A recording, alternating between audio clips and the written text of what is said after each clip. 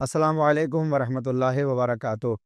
اعوذ باللہ من الشیطان الرجیم، بسم اللہ الرحمن الرحیم، الحمد للہ رب العالمین، الصلاۃ والسلام علی سید الانبیاء والمرسلین وعلی اہل بیتہ الطیبین الطاہرین ولعنۃ اللہ علی اعدائہم اجمعین، اما بعد۔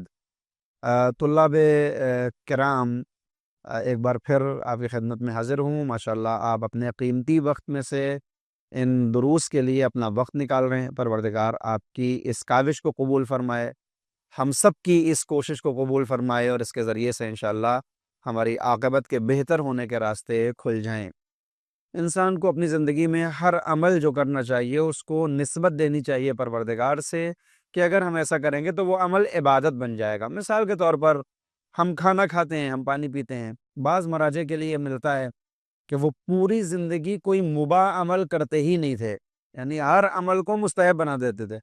پانی بھی پی رہے ہیں تو ایسا کچھ کرتے تھے کہ اس میں ثواب مل جائے۔ وہ بڑا آسان ہے امام حسین کو یاد کر لینا۔ گرمی کا موسم ہے، اس وقت ہم کتنا پریشان ہو جاتے ہیں، باہر سے جب آتے ہیں اس وقت پانی بس دل کرتا ہے پانی مل جائے، بس ایک یا حسین کہنا ہے، کتنا ثواب بڑھ جاتا ہے۔ تو ہر چیز کو ہم اپنی عبادت بنا سکتے ہیں۔ یہ جو آپ دروس میں آ رہے ہیں، اپنا وقت خرچ کر رہے ہیں، نیت کریں پروردگارہ یہ میں تیرے لیے کر رہا ہوں، کسی لالچ میں نہیں، کسی امید میں نہیں، بلکہ بس اس لیے کہ میرے علم میں اضافہ ہو، چونکہ تو یہ چاہتا ہے کہ معرفت ہمارے پاس ہونی چاہیے۔ اور وہ معرفت جو عقائد کی معرفت کہلاتی ہے، یعنی تیری توحید کی معرفت، تیری عدالت کی معرفت، نبوت امامت کے عقیدے کی معرفت اور قیامت کی معرفت، یہ ہمارا بنیادی فرض بھی ہے ہم پر، اور ہماری ذمہ داری بھی ہے۔ بہرحال چوتھا عقیدہ جو شیعوں کے یہاں پایا جاتا ہے وہ امامت کا عقیدہ ہے، اور یہ وہ عقیدہ ہے جو مخصوص اختصاص حاصل ہے اس کو صرف اور صرف مکتبہ تشیع سے ہے، کیونکہ اس امامت کو جس معنی میں ہم امامت مانتے ہیں اس میں اسلام کا کوئی فرقہ نہیں مانتا۔ عدالت تو پھر بھی یہ ہے کہ معتزلہ ہمارے ساتھ شریک ہو جاتے ہیں، اشاعرہ نہیں مانتے، لیکن معتزلہ کم از کم عدالت کو قبول کرتے ہیں، لیکن امامت صرف اور صرف مکتبہ تشیع میں پائی جاتی ہے۔ اور مکتبہ تشیع میں بھی امامت کا جو تصور شیعہ اثنا عشری طبقے میں ہے وہ دوسرے طبقوں میں نظر نہیں آتا۔ ہاں یہ بھی بات ہے کہ جیسے آپ سنتے ہیں کہ اسلام میں اتنے فرقے ہیں، ویسے ہی شیعت کے اندر بھی بہت سے الگ الگ آپ کو گروہ نظر آ جائیں گے، جو فرقے کہہ سکتے ہیں آپ۔ کوئی 6 امام کے بعد اپنا ٹریک چینج کرتا ہے، کوئی 7 امام کے بعد اپنا ٹریک چینج کر لیتا ہے، کوئی 4 امام کے بعد اپنا ٹریک چینج کر لیتا ہے، کوئی صرف مولا کائنات کے بعد اپنا راستہ بدل لیتا ہے۔ تو جو شیعہ اثنا عشری کہلاتے ہیں بس وہی ایسے ہیں کہ جو امامت کے صحیح کانسیپٹ کو قبول کرتے ہیں، اور 12 اماموں کی عقیدت ان کے سینے میں پائی جاتی ہے۔ ان 12 اماموں کی عقیدت کہ جن کے لیے پیغمبر اسلام نے متعدد مرتبہ نام لیا، لقب بتایا، اور ان کے والد کا نام بھی بتایا ہے۔ اور یہ احادیث ہمارے اہل تسنن برادران کی بعض کتابوں میں بھی موجود ہیں کہ پیغمبر نے فرمایا کہ میرے بعد میرے 12 خلیفہ ہونے والے ہیں کہ جن کا نام یہ ہوگا، جن کا لقب یہ ہوگا، جن کے والد یہ ہوں گے۔ یہ امامت کا عقیدہ ہے۔ کیا ہے امامت کا عقیدہ؟ یہ بات کہ جب اللہ نبوت کے سلسلے کو تمام کرتا ہے، رسالت کو ختم کرتا ہے، ختم رسالت و ختم نبوت کے بعد سے لے کر قیامت تک انسان کو ہدایت تو چاہیے ہے۔ وہ ہدایت کیسے حاصل کرے گا؟ تو لوگ کہتے ہیں صاحب قرآن سے حاصل کرے گا۔ یقیناً قرآن سے حاصل کرے گا، یعنی اس کو ہر آیت کا شان نزول پتہ ہو، اس کا صحیح معنی پتہ ہو۔ تو اب اس قرآن کو اگر کسی کو پتہ ہے تو اسے کہا جاتا ہے مفسر قرآن۔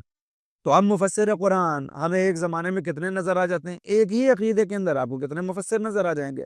فی الوقت اسی ایک وقت میں ہم دیکھتے ہیں کہ کتنے کتنے مفسرین موجود ہیں۔ مکتبہ تشیع کے اندر اسی وقت ایک مفسر الگ تفسیر کر رہا ہے، دوسرا مفسر الگ تفسیر کر رہا ہے۔ تو اب جب اتنی تفسیریں ہو جائیں گی تو کون سا صحیح راستہ ہے، کون یہ طے کرے گا؟ تو وہ طے کرتا ہے زمانے کا امام۔ لہٰذا پیغمبر کے جانے کے بعد ہر دور کا پہلا مفسر جو ہے وہ ہمارے عقیدے میں اس کو امام کہا جاتا ہے۔ جو پیغمبر کے بعد مولا کائنات ہیں، مولا کائنات کے بعد امام حسن، امام حسن کے بعد امام حسین، امام حسین کے بعد امام زین العابدین، اور یہ سلسلہ امام آخر تک پہنچتا ہے۔ تو یہ ہر دور کا جو امام ہوتا ہے وہ صحیح تبیین کرتا ہے، وہ صحیح بیان کرتا ہے قرآن کریم کے حوالے سے۔ لہٰذا آج اوروں کے ہاں جو تفسیریں لکھی جا رہی ہیں اور مکتبہ تشیع میں جو تفسیر لکھی جا رہی ہے، اس کا بنیادی فرق یہ ہے کہ اہل تشیع کی تفاسیر پلٹتی ہیں اپنے اماموں کی طرف، کہ کوئی بھی بات اگر مفسر کہہ رہا ہے تو وہ کہہ رہا ہے امام صادق نے ایسا کہا، امام موسیٰ کاظم نے ایسا کہا، امام رضا نے ایسا بتایا، تو ان کی باتیں ہمارے سامنے آتی ہیں، اور وہ خاندان رسالت ہیں، لہٰذا صحیح باتیں بیان کریں گے۔ امامت کے عقیدے کو لے کر بہت سے لوگ سوچتے ہیں کہ یہ شیعوں کا بنایا ہوا عقیدہ ہے، جبکہ ایسا نہیں ہے۔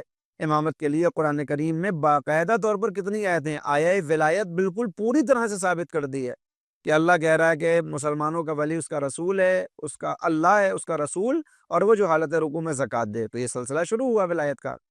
اطاعت کی بات آتی ہے تو اولی الامر کا مسئلہ آتا ہے، اللہ کہتا ہے اللہ کی اطاعت کرو، اس کے رسول کی اطاعت کرو، اور ان کی جو تمہارے درمیان میں اولی الامر ہیں، تو وہاں پر بھی ایک اطاعت کسی کی ایسے لازم آئے گی کہ جس کی اطاعت نبی کی اطاعت کے جیسی ہو، جس کی اطاعت خدا کی اطاعت کے جیسی ہو۔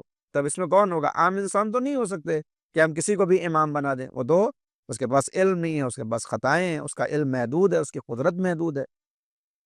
تو یہ امامت کا عقیدہ ہے جو شیعہ یہ مانتے ہیں کہ پیغمبر نے اپنی زندگی میں قیامت تک کے لیے یہ انتظام کیا تھا کہ ایک کے بعد ایک دوسرا امام آتا رہے گا، اور اس شریعت کو کیونکہ پیغمبر کو بہت وقت نہیں ملا، 23 برس کی زندگی ہے صرف نبوی زندگی جو پیغمبر کی ہے۔ 40 برس کے سن میں پیغمبر نے اعلان رسالت کیا مکے میں، 13 برس تک آپ مکے میں تھے، 13 برس کے بعد مدینے پلٹ کر آئے، تو تقریباً 11 برس کے آس پاس آپ مدینے میں ہیں۔ کل 23 برس میں پیغمبر کو بہت سی مصیبتوں کا سامنا کرنا پڑا ہے۔ جب تک مکے میں ہیں پیغمبر اسلام پر مسلسل ظلم ہو رہے تھے، مدینے میں آ گئے، ابھی 1 برس بھی نہیں ہوا، سن 2 ہجری سے جنگوں کا سلسلہ شروع ہو گیا۔ 80 تو وہ جنگیں ہیں جس میں پیغمبر نے شرکت کی ہے، اور نہ جانے کتنی ایسی جنگیں ہوں گی۔ تو پیغمبر کو بہت زیادہ وقت نہیں ملا کہ ان پیغامات قرآن کو پوری دنیا میں پھیلایا جائے، لہٰذا ایک ضرورت تھی کہ 100-200 برس تک ایک ایسا نظام قائم رہے کہ جو ان آیتوں کی تفسیر لوگوں تک پیش کرتا رہے، اس کی وضاحت پیش کرتا رہے، دنیا میں یہ پیغام عام ہو جائے۔ ہمارے ائمہ کرام نے 250 سال کی زندگی میں یہی کیا۔ پیغمبر اسلام کی وفات ہے سن 11 ہجری میں، اور امام آخر کی جو ولادت ہے وہ ہے سن 260-61 ہجری میں۔ تو تقریباً یہ 250 سال کا عرصہ ہے کہ جس میں اماموں نے اپنی زندگی سے یہ چیزیں ہمارے سامنے پیش کی ہیں۔ 260 کا جو میں کہہ رہا ہوں 256 میں امام آخر کی ولادت ہے، اور سن 260 میں امام حسن عسکری علیہ السلام کی شہادت، یعنی وہ امامت پر جو فائز ہوئے امام، وہ سن 260 ہجری 61 ہجری میں۔ تو 250 سال میں یہ امام لوگوں کے سامنے موجود رہے۔ امام اس کے فوراً بعد غیبت صغریٰ میں چلے گئے، اس لیے 250 سال کا زمانہ کہلاتا ہے۔ ان 250 سال میں جو مسلمان چاہتا ہے امام کے پاس آتا ہے، سوال کرتا ہے، امام حل کرتے ہیں۔ مثال کے طور پر اس وقت مسلمانوں کے یہاں جو 4 فقہ پائی جاتی ہیں، چاہے وہ فقہ حنفی ہو، چاہے مالکی ہو، چاہے حنبلی ہو، چاہے شافعی ہو، جیسے میں نے تذکرہ کیا تھا آغاز میں، ان سب کا کہیں نہ کہیں تعلق نکلتا ہے مولا امام جعفر صادق علیہ السلام سے۔ انہوں نے دین کو سمجھنے کے لیے امام کا سہارا لیا، کوئی مستقیم آ کر بیٹھا اور 2-2 سال تک امام سے درس حاصل کیا، اور کوئی ان کے شاگرد بن گیا اور اس نے دین کو اپنے اعتبار سے پیش کیا، لیکن سب پلٹے ضرور امام صادق تک۔ تو ہمارے ائمہ نے یہ راستہ کھول رکھا تھا کہ جو چاہتا ہے پوچھے۔ مولا کائنات نے فرمایا تھا سلونی قبل ان تفقدونی، اس کے بعد ہر امام نے اس کو جاری رکھا۔ تو شیعوں کے یہاں عقیدہ یہ ہے کہ نبوت کے اتمام پر امامت کا آغاز ہوگا، وَلَكُلِّ قَوْمٍ ہاد، ہر قوم کے لیے ایک ہادی ہوگا، وَجَعَلْنَا مِنْهُمْ أَئِمَّةً يَهْدُونَ بِأَمْرِنَا، اللہ کہتا ہے کہ ہم نے ان میں سے بعض کو امام قرار دیا ہے جو ہمارے امور کی ہدایت کرتے ہیں، لَمَّا صَبَرُوا، کیونکہ ان کے یہاں صبر پایا جاتا ہے، وَكَانُوا بِآيَاتِنَا يُوقِنُونَ، اور وہ اللہ کی آیات پر یقین رکھتے ہیں۔ تو ایسے بعض افراد امام بن کر آتے ہیں کہ جو لوگوں کو بتاتے ہیں وہی باتیں جو نبیوں نے بتائی ہیں۔ جو خاصیت نبی اور رسول میں ہوتی ہے وہی خاصیت امام میں ہوتی ہے۔ اگر امام ہم میں سے ہوگا تو پھر تو وہ ہمارے جیسا ہو گیا۔ اب عام مسلمان یہ کہتے ہیں جو بادشاہ ہے وہی ہمارا امام ہے، جس کے ہاتھ میں حکومت ہے وہی ہمارا امام ہے۔ تو حکومت کے لیے تو ہم نے دیکھا ہے باپ بیٹے کا قتل کر رہا ہے، بیٹا باپ کا قتل کر رہا ہے، بھائی بھائی کا قتل کر رہا ہے، تو ہم کس کو امام مانیں؟ ہم کس کی اقتدا کریں؟ ایک ظالم ہے، ایک مظلوم ہے۔ تو ایک ایسا نظام ہونا چاہیے کہ جو معصومانہ نظام ہو، لہٰذا ہم اپنے امام کے لیے کہتے ہیں کہ امام منصوص من اللہ ہوتا ہے، یعنی لوگ نہیں طے کریں گے ان کا امام کون ہے، بلکہ اللہ کی طرف سے نص ہوتی ہے، دلیل ہوتی ہے کہ اس وقت یہ امام ہوگا، اس وقت یہ امام ہوگا، اس وقت یہ امام ہوگا۔ اور نص کیا ہے؟ پیغمبر کی روایات ہیں، قرآن کی آیتیں ہیں، منصوص من اللہ ہوتا ہے۔ علم لدنی کا مالک ہوتا ہے، یعنی جیسے نبیوں کا کوئی استاد نہیں ہوتا ویسے اماموں کا بھی کوئی استاد نہیں ہوتا۔ اور یہ ہم نے تاریخ میں دیکھا ہے کہ جب مولا امام جواد کے لیے بچپنے کے عالم میں حکومت نے اپنی طرف سے استاد لگانے کی کوشش کی کہ وہ ان کو قرآن کا علم دیں، تو جو استاد دشمن ہے امامت کے، وہ یہ کہتے ہوئے نظر آتے ہیں کہ میں اس کو پڑھاؤں گا، وہ مجھے پڑھاتا ہے 5 سال کی عمر میں، وہ بچہ 5 سال کا ہے، 6 سال کا ہے، لیکن ایسی باتیں قرآن کی کرتا ہے کہ میں تو متحیر ہو جاتا ہوں۔ تو اب کیا ہوا؟ یعنی کسی امام کے لیے نہیں ملتا کہ کسی دنیاوی استاد نے اس کو پڑھایا ہو۔ جب اس کو نہیں پڑھایا تو اتنا علم اس کے پاس کہاں سے ہے؟ ہر امام اپنے زمانے میں سب سے عالم ہوتا ہے، اور اس کے لیے ہزاروں واقعات ہمارے سامنے موجود ہیں، مناظرے کی صورت میں، مکالمے کی صورت میں، مصیبت میں ان کی طرف ارجا دینے کی صورت میں وہ موجود ہے۔ تو ایک کیا ہے، منصوص من اللہ ہوگا، علم لدنی کا مالک ہوگا۔ تیسری صفت امام کی ہوتی ہے کہ وہ محفوظ عن الخطا ہوتا ہے، یعنی جیسے نبی سے کوئی گناہ کبیرہ نہیں ہوتا، ویسے ہی امام سے بھی کوئی گناہ کبیرہ نہیں ہوتا گناہ کبیرہ۔ ہمارا کوئی امام گناہ نہیں انجام دیتا ہے، یہ ہمارا بنیادی عقیدہ ہے۔ یہ عقیدہ کہلاتا ہے امامت کا عقیدہ، جو حضرت علی سے شروع ہو کر امام آخر تک جاتا ہے۔ اس امامت کے عقیدے میں دو باتیں جو قابل غور ہیں، کہ کبھی اس امام کے پاس ظاہری حکومت ہوتی ہے اور کبھی ظاہری حکومت نہیں ہوتی، اور امامت کے عقیدے میں اس سے کوئی فرق نہیں پڑتا کہ اس کے پاس حکومت ہے یا نہیں ہے۔ عام مسلمانوں کے یہاں، اہل سنت برادران کے یہاں، وہ کہتے ہیں صاحب اولی الامر وہی ہے جس کے ہاتھ میں حکومت ہے، اور جب حکومت ہے تو وہ اولی الامر ہے۔ ہم کہتے ہیں نہیں، امام ہے، چاہے اس کے پاس حکومت ہو یا نہ ہو۔ وہ دنیا کا سید و سردار ہے، چاہے کوئی اسے سردار مانے یا نہ مانے۔ امام آگے ہوتا ہے، کوئی اس کے پیچھے جائے یا نہ جائے، وہ آگے ہے، وہ سب کا لیڈر بنا ہوا ہوتا ہے۔ اللہ نے اس کو امام بنایا ہوا ہے۔ لہٰذا اس امامت میں جب یہ بحثیں نکلتی ہیں تو آخر میں ہماری بحث آتی ہے ایک آخری امام کے بارے میں، کہ جب نبوت کے اتمام پر امامت کا سلسلہ شروع ہوا تو امامت کے اتمام پر کیا ہوگا؟ تو اب امامت کا تو ابھی تو اتمام ہی نہیں ہوا۔ امام آخر 5 برس کی عمر میں غیبت صغریٰ میں جاتے ہیں، اور 69-70 برس تک غیبت صغریٰ میں رہتے ہیں، اور اس کے بعد 70-72 برس کے بعد آپ کیا کرتے ہیں کہ اعلان کرتے ہیں کہ اب غیبت صغریٰ تمام ہو رہی ہے۔ غیبت صغریٰ کیا ہے؟ کہ جب امام عام لوگوں کے بیچ میں نہیں ہے، لیکن ایک کے بعد دوسرا ایک نائب ہوتا ہے امام کا، جو لوگوں کے بیچ میں جاتا ہے، ان کے مسائل کو سنتا ہے اور امام تک پہنچاتا ہے۔ امام اس مسئلے کو حل کر کے اس کے سامنے رکھتے ہیں، اور وہ پھر لوگوں کے سامنے رکھتا ہے۔ اس کو کہا جاتا ہے نائب، کہ جو امام کا نائب ہوگا، اور یہ نائب خاص ہوتے ہیں کہ ڈائریکٹ امام ان سے ملاقات کرتے ہیں، یہ امام سے ملاقات کرتے ہیں۔ تو یہ نیابت کا جو سسٹم ہے، یہ 4 نائب امام آخر کے نظر آتے ہیں، 4 نائب۔ جب چوتھے نائب کا انتقال ہونے والا تھا تو امام آخر نے ان کو تاکید کی کہ آپ اپنا نائب اب کسی کو نہیں بنائیں گے۔ 4 نائب ہو گئے، نبوت خاصہ تمام ہو رہی ہے، غیبت صغریٰ اختتام پذیر ہو رہی ہے۔ اب آپ کسی کو اپنا نائب نہ بنائیں، بلکہ اب اگر لوگوں کو مسئلے پیش آتے ہیں تو اب 250 سال میں اتنا سرمایہ جمع ہو چکا ہے۔ پیغمبر اسلام گئے تو صرف 23 سال ہوئے تھے اسلام کو آئے ہوئے، لیکن اب امام آخر جب غیبت میں جا رہے ہیں تو 250 سال پیغمبر کے بعد، 250 سال سامنے والے، اور 70 سال یعنی 320 برس کے بعد تقریباً، آپ غور فرمائیں کہ اب کیا ہو رہا ہے کہ 300 سے زیادہ برس کے بعد اب امام علی مقام کہہ رہے ہیں کہ اب اتنا سرمایہ جمع ہو گیا ہے، اتنی روایات ہماری جمع ہو گئی ہیں کہ جو ہمارے راوی ہیں ان کی طرف رجوع کریں، مسئلے پیش ہوتے ہیں، راویوں سے پوچھیں، وہ ہمارے اقوال میں سے باتوں کو نکال کر تمہارا مسئلہ حل کر دیں گے۔